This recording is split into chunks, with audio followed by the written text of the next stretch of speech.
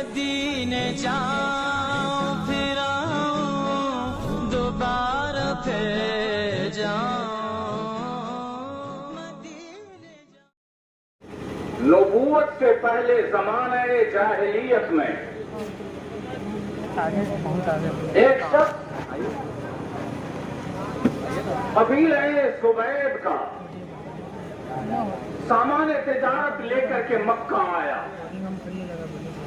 سرداران مکہ میں سے ایک شخص عاص بن وائل نے اس سے سامان خرید لیا، اور قیمت اس کو نہیں دیا، اب وہ مانگ رہا ہے، وہ قیمت نہیں دے رہا ہے۔ یہ بیچارہ قبیلے زبید سے آیا ہوا باہر کا آدمی، دور کا، سامان تجارت لے کر کے آیا، کچھ نفع کما لیں گے۔ یہاں نفع تو دور کی بات، اس کی اصل پونجی بھی وہ ضبط کر لیا، پیسے نہیں دے رہا ہے۔ قبیلہ زبید کے اس آدمی نے قریش مکہ سے، خاندان قریش کے تمام سربراہوں لوگوں سے منظم سماجت کیا کہ میرا حق دلوا دو یا میرا مال واپس کروا دو، لیکن سبوں نے اس کو سخت سست کر کے دھتکار دیا۔ کوئی اس کی عاص بن وائل بڑا سردار تھا مکے کا، اس کی وجاہت کی وجہ سے، اس کی سرداری کی وجہ سے، اس کی طاقت و قوت کی وجہ سے کوئی اس کے خلاف آواز اٹھانے کے لیے تیار تو کیا ہوتا، اس بیچارے غریب آدمی کو دھتکار دیا۔ تب اس نے قریش کے چھوڑ کر کے مکہ والوں میں سے جو لوگ باحمیت، باغیرت، باشجاعت اور جن کے اندر انصاف پسندی وغیرہ پائی جاتی تھی، ایسے ایک آدمیوں سے وہ ملا۔ ایسے انصاف پسند لوگوں میں، عدل گستروں میں، باغیرت لوگوں میں غیرت جاگ اٹھی، اور یہ سب لوگ مل کر کے کچھ نوجوان عبداللہ ابن جدعان کے گھر میں جمع ہوئے۔ عبداللہ ابن جدعان نے ان تمام باحمیت و باغیرت نوجوانوں کی دعوت کیا، پرتکلف دعوت کیا۔ اس کے بعد ان لوگوں نے ایک معاہدہ کیا۔ وہ معاہدہ کیا کیا؟ وہ معاہدہ یہ کیا کہ ہم لوگ مظلوم کی حمایت میں، مظلوم کی داد رسی میں، مظلوم کی مدد کے لیے ظالم کے خلاف ایک ہاتھ کی طریقے سے ہو جائیں گے۔ جیسے ایک ہاتھ کی انگلیاں پکڑتی ہیں تو ساری انگلیاں ایک ساتھ دیتی ہیں، اسی طریقے سے ہم سارے لوگ ظالم کے خلاف مظلوم کی مدد اور حمایت میں اسی طرح سے ایک جٹ ہو جائیں گے۔ اور یہ باغیرت نوجوان لوگ گئے عاص بن وائل کے پاس۔ وہ تو بڑا مغرور اور متکبر تھا، وہ مکے کے سرداروں میں سے ایک تھا، لیکن یہ نوجوان پہنچے۔ قریش مکہ نے کیا نام دے دیا اس کا؟ اس معاہدے کا نام دیا حلف الفضول۔ فضول ایک تو اس لیے نام رکھا اس کا کہ اس معاہدے میں جو لوگ شریک ہوئے تھے اس میں 3 آدمی تھے، ان تینوں کا نام تھے تو بہت سارے آدمی، لیکن 3 آدمی کا نام فضل تھا۔ فضیلت، فضل، تو کہا حلف الفضول، اور اس وجہ سے اس کا نام فضول رکھا کہ یہ نوجوان سب فضول کام میں دوسرے کے بھٹے میں اپنا پیر داخل کر رہا ہے، ان کو کیا ضرورت تھی؟ بھلا بتلا عاص بن وائل اتنا بڑا سردار ہے، رئیس ہے، اتنا بڑا معزز آدمی ہے، اس کے خلاف یہ لوگ جو ہے معاہدہ کرنے لگ گئے۔ یہ فضول کاموں میں ان لوگوں نے دخل دیا، لیکن یہ لوگ گئے اس کے پاس اور اس سے کہا کہ اس کی قیمت ادا کر۔ وہ اپنی انا میں، اپنے گھمنڈ میں اس نے قیمت ادا کرنے سے انکار کیا۔ ان لوگوں نے چھین کر کے اس کا سامان اس زبیدی کے حوالے کر عاصم نے وائل آسمان سے زمین پہ، سوریا سے زمین پہ اللہ تعالیٰ نے اس کو دے مانگا، خود اپنی قوم کے نوجوانوں کے ہاتھوں وہ اس طریقے سے ذلیل، اور وہ دیکھتا رہ گیا، اب پورا مکہ دیکھتا رہ گیا۔ یہ نبوت سے کئی برسوں کے پہلے کی بات، حضور پاک علیہ الصلوۃ والسلام بھی اس معاہدے کے اندر خود بنفسِ نفیس شریک تھے، اور نبوت کے بعد زمانہ اسلام میں حضور پاک علیہ الصلوۃ والسلام فخریہ طور پر کہا کرتے تھے، فرمایا کرتے تھے کہ میں زمانہ جاہلیت میں ایک ایسے معاہدے میں شریک ہوا ہوں کہ اگر اسلام کے بعد اس طرح کے معاہدے میں مجھے دعوت دی جائے تو میں لبیک کہوں۔ میرے دوستو، ہمارے نبی کی تعلیم یہ ہے، ہمارے نبی کا یہ ان کا طریقہ یہ ہے، آپ کی سنت یہ ہے، آپ کی روش یہ ہے، آپ کا انداز یہ ہے۔ حضور پاک علیہ الصلوۃ والسلام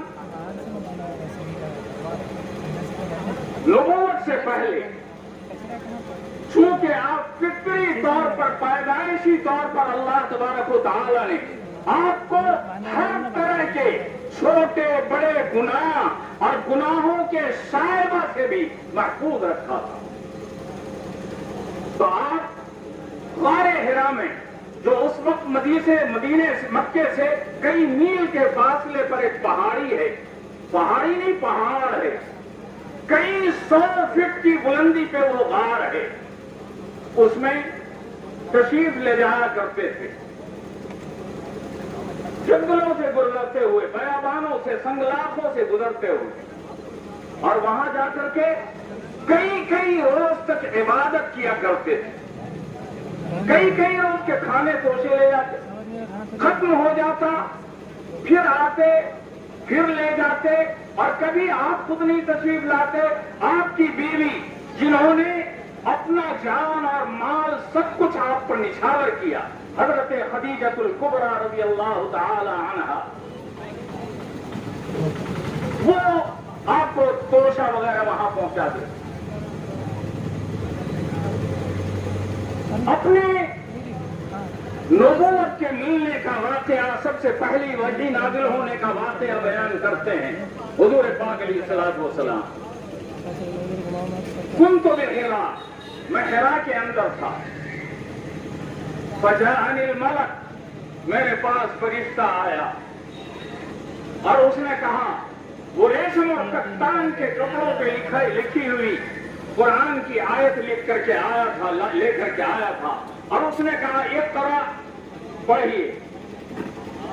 حضور پاک علیہ الصلوۃ والسلام کو اللہ تبارک و تعالی نے امی بنایا تھا، آپ لکھنا پڑھنا نہیں جانتے، لیکن یہ معجزہ تھا اسلام کا اور حضور پاک علیہ الصلوۃ والسلام کا، کہ جس نے اس دنیا کے اندر کسی انسان سے ایک حرف نہیں پڑھا، اور اس دنیا کے کسی انسان کو اس کے استاد ہونے کا شرف حاصل نہیں ہوا،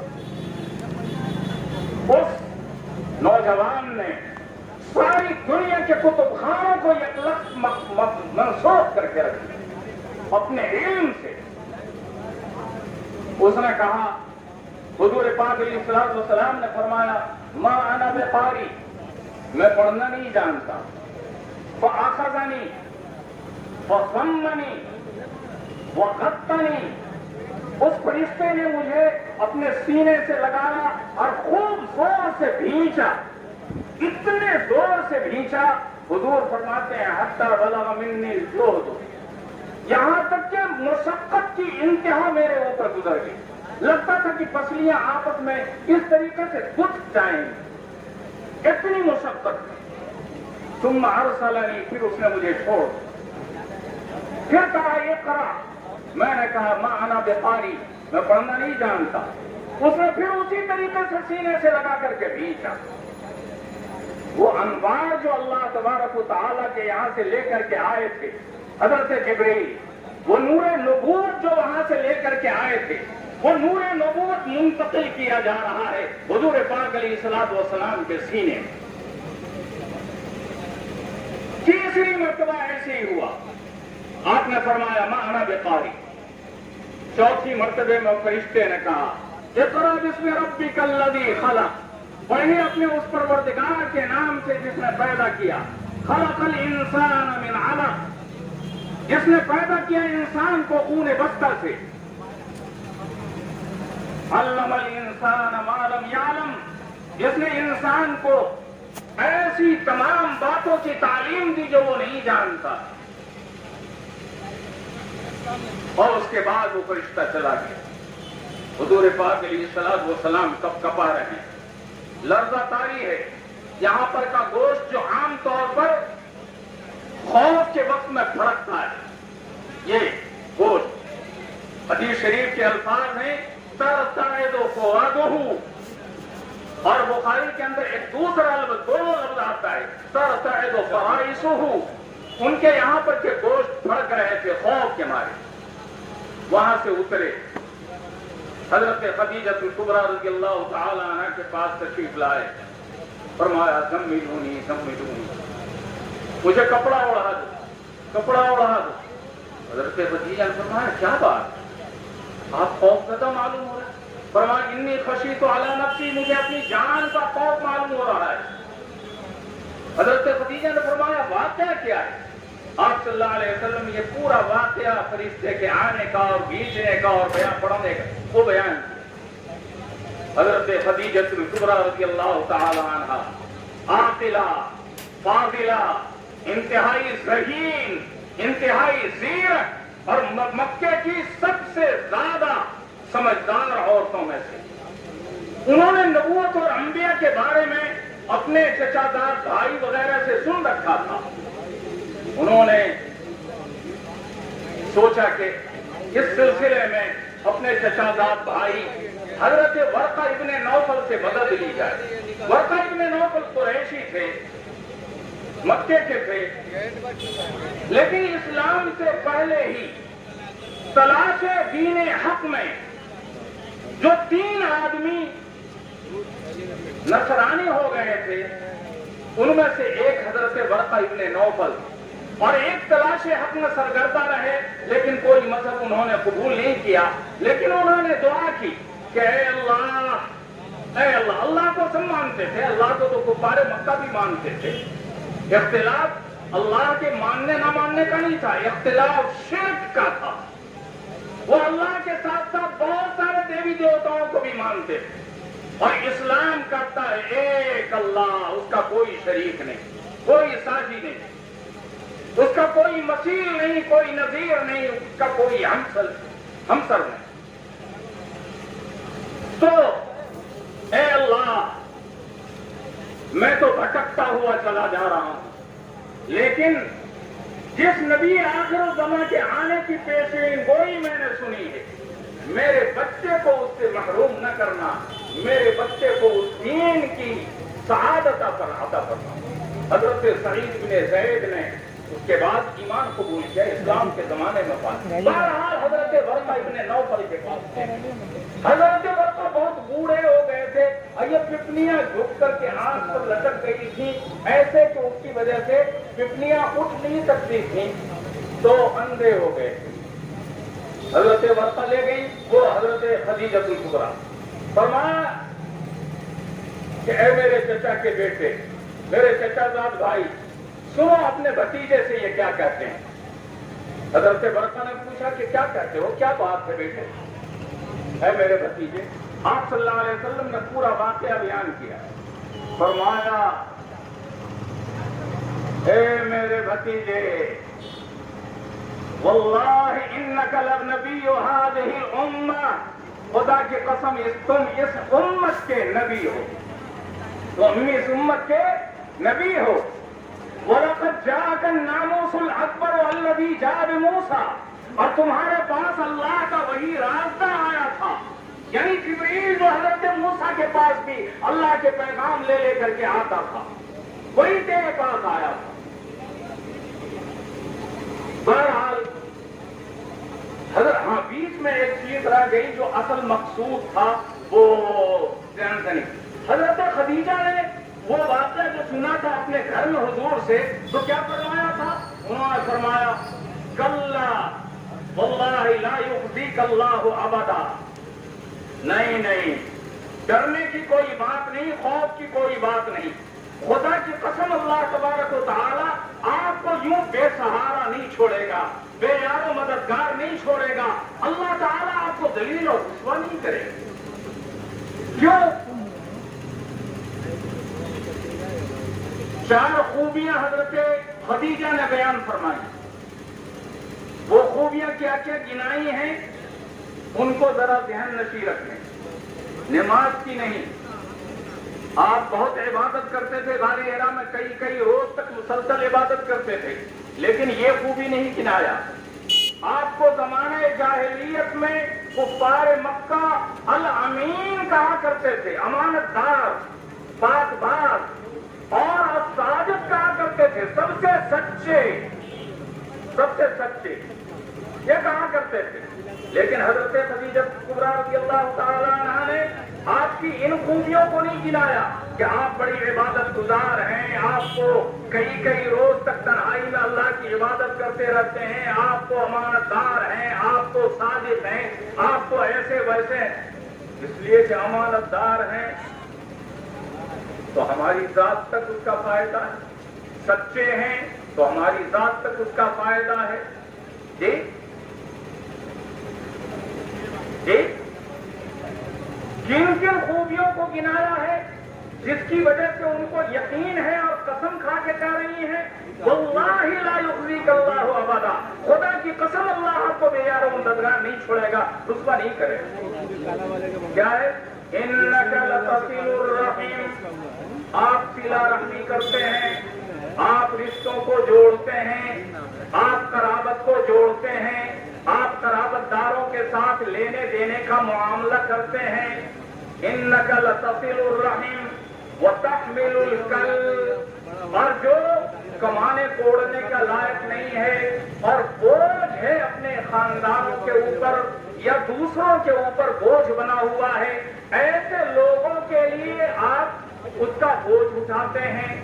वो तक्सिबुल मादूम, और जो अपाहज है और कमा तोड़ नहीं सकता, कमा तोड़ करके आप उसकी मदद करते हैं। वो तकरीर ज़ईफ, और आप मेहमान नवाजी करते हैं, मेहमानों को खिलाते पिलाते हैं। वो तोईन वाला नवाइबिल हक, और हक के रास्ते में आने वाले मुसीबतों और परेशानियों में आप लोगों की मदद करते हैं। ये है वो खूबियां जिसकी वजह से अल्लाह ताला आपको दलील रुसवा नहीं कर सकता और आपको तने तनहा यक्का बेयारो मददगार नहीं छोड़ सकता। मेरे दोस्तों, मेरे बुजुर्गों, हुजूर पाक अलैहिस्सलातु वस्सलाम की ये खूबियां हैं। सिला रहमी करना, मोहताजों की खबरगीरी करना, न कमाने कोड़ने वालों के लिए कमा कोड़ करके देना, मेहमान नवाजी करना और मुसीबतों के वक्त में दूसरों की मदद करना।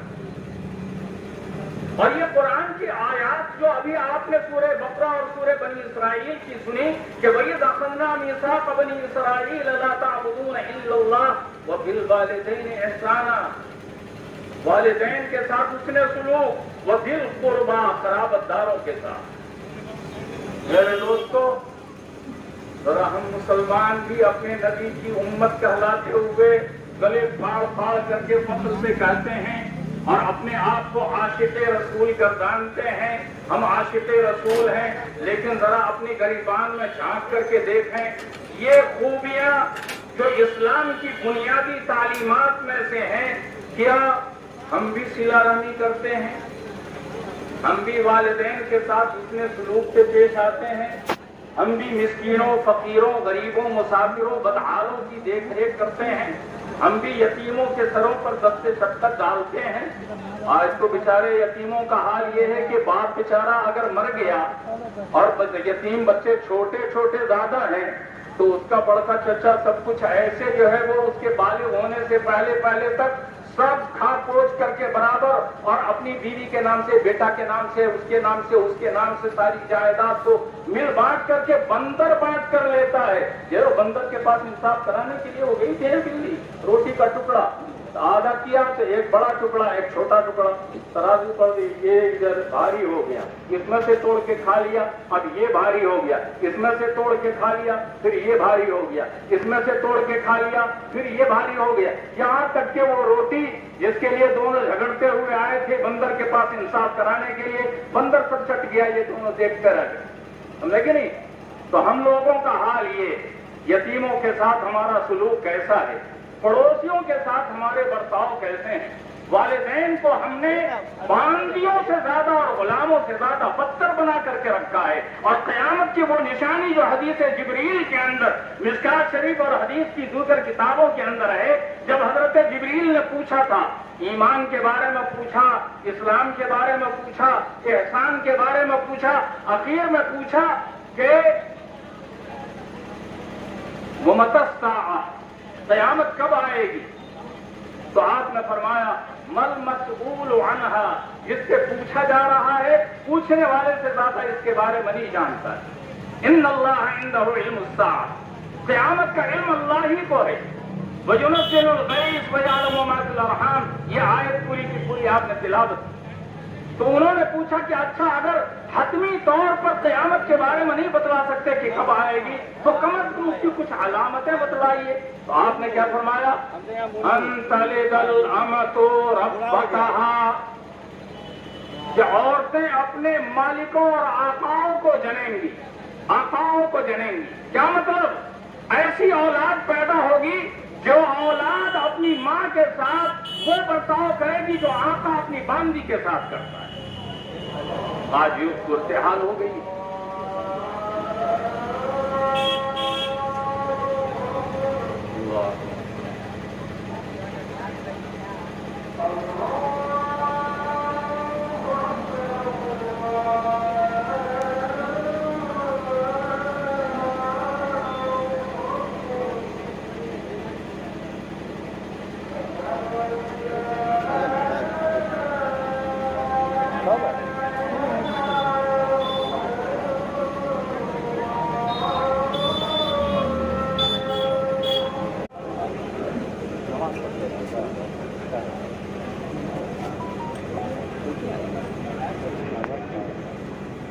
मेरे दोस्तों, मेरे बुजुर्गों, इस्लाम की तालीमात ये हैं जो आपके सामने अभी रखी हैं।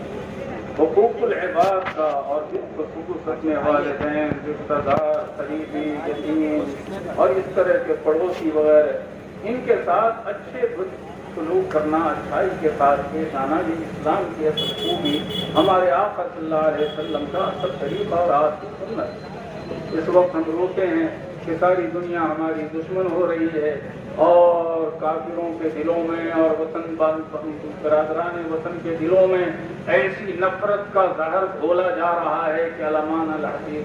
भाई अगर उसने नफरत का जहर खोला था तो आपने ही कहाँ शरबत पिलाया? 750 साल तक आपकी हुकूमत रही, आपने कहाँ शरबत पिलाया उनको? आपने तो शरबत नहीं पिलाया, आपने तो अच्छे बोल नहीं बोले, आपने तो उनके साथ वो बर्ताव नहीं करना किया जैसा बर्ताव आपको करना चाहिए था। और दूसरों के साथ तो क्या अपनों के साथ नहीं किया? तो भला बतलाइए कि हम बोते रहें कांटे, बबूल के दरख्त लगाते रहें और उससे हम ये उम्मीद रखें कि आम के फल खाएंगे?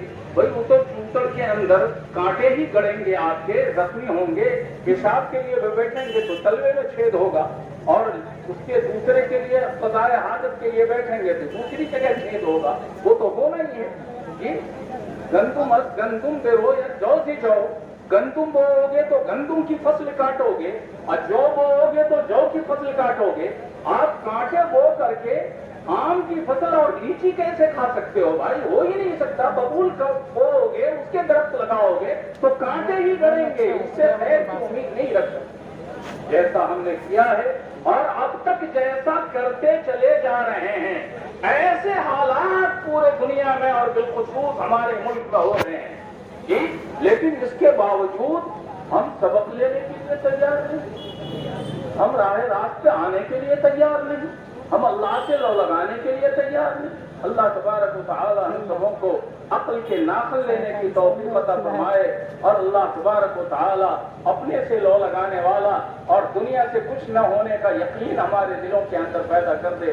وآخر دعوانا الحمدللہ رب العالمین۔ دعا فرما لیجیے، اللہ تبارک و تعالی ہمارے اس کہے سننے کو قبول فرما لے۔ ربنا تقبل منا انك انت السميع العليم وتب علينا انك انت التواب الرحيم۔ اللهم صل على سيدنا ونبينا ومولانا محمد وعلى اله واصحابه وازواجه امهات المؤمنين وذريته واهل بيته اجمعين۔ رضي الله عنا محمدا صلى الله عليه وسلم بما هو أهله۔ يا رب صل وسلم دائما ابدا على حبيبك خير الخلق كلهم، لا اله الا الله وحده لا شريك له، له الملك وله الحمد وهو على كل شيء قدير۔ اللهم لا مانع لما اعطيت ولا معطي لما منعت ولا ينفع ذا الجد منك الجد۔ اللهم اعني على ذكرك وشكرك وحسن عبادتك۔ اللهم وفقنا لما تحب وترضى واجعل عاقبتنا خيرا من الاولى۔ اے اللہ، جو کچھ کہا گیا بولا گیا سنا گیا، اے اللہ ہمارے بولنے اور سننے کو قبول فرما۔ اے اللہ، اس کے اوپر اگر کوئی اجر و ثواب مل سکتا ہو اور ملنے کا آپ نے بہرحال وعدہ ہے خیر کی باتوں پر اجر و ثواب کا، اے اللہ تو یہ ثواب ہمارے بھائی وہ شاہد اور جاوید کی والدہ مرحومہ کو اور ان کے والد صاحب مرحوم کو عطا فرما دیجیے۔ اے اللہ، جو کچھ بھی کار خیر اب تک کیے گئے ہیں اور ان کے رشتہ داروں میں سے جن لوگوں نے قرآن پاک کی تلاوتیں کی ہیں اور جیسا کہ خبریں آئی ہیں اللہ تبارک کی کسی نے 5 ختم کیے اور کسی نے اور زیادہ یہ کیے، اور اللہ تبارک و تعالی جو بھی خیر کے کام کیے جاتے رہے ہیں، اے اللہ سبوں کو شرف قبول عطا فرما لیجیے اور ان کے درجات کو بلند فرمائیے۔ اے اللہ، ان لوگوں کی قبروں کے اندر تحت نگاہ وسعت عطا فرما دیجیے۔ اے اللہ، ان کی قبروں کے جنت کی کھاریاں بنا دیجیے، جنت کے باغ بنا دیجیے۔ اے اللہ، جنت کو راحت کی راحت و آرام عطا فرما دیجیے۔ اے اللہ، آپ ان سبوں سے راضی ہو جائے اور ان کو راضی کر دیجیے۔ اے اللہ، حضور پاک علیہ السلام کی شفاعت نصیب فرمائیے اور آپ کے ہاتھوں سے ہم تمام لوگوں کو بھی جامع کوثر نصیب فرمائیے۔ اے اللہ، ہم سب لوگوں کی بھی، زندوں کی، مردوں کی، عورتوں کی، مردوں کی، جوانوں کی، بچوں کی، بوڑھوں کی، اے اللہ بال بال مغفرت فرما دیجیے۔ اے اللہ، ہم لوگوں کو اپنی مرضیات پہ چلنے کی توفیق عطا فرمائیے، نامرضیات سے ہم سبوں کی حفاظت فرمائیے۔ اے اللہ